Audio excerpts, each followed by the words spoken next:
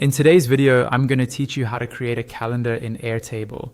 We'll walk through this step by step so that by the end, you'll have a calendar view set up and ready to use inside one of your bases. First, open your web browser and go to the Airtable website.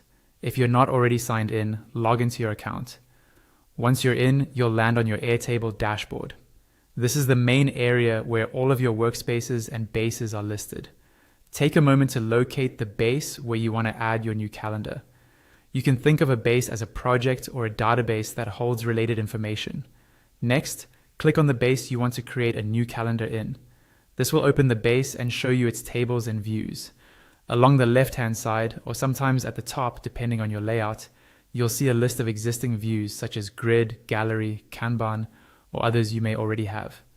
In that views area, look for an option that says Create New, and click on it.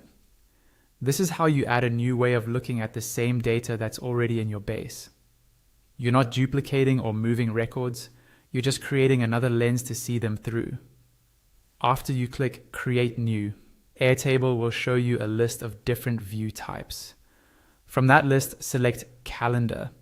The calendar view is perfect for anything date-based, like tasks, events, content schedules, or project milestones.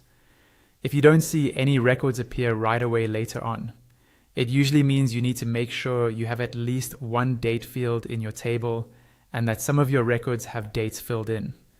Once you've chosen the calendar view, Airtable will ask you to type in a name for this view. Choose something descriptive, like Project Calendar or Content Schedule, so your collaborators immediately know what it's for. Just below the name, you can decide who can edit this view. You'll see options such as collaborative, personal, or locked. A collaborative view can be edited by everyone with the right permissions.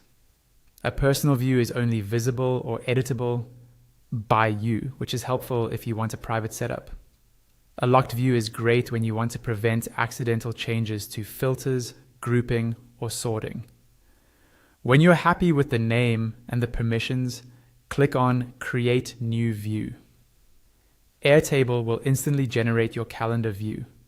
From here, you can start dragging and dropping records onto dates or adjust which date field the calendar is using, so it matches how you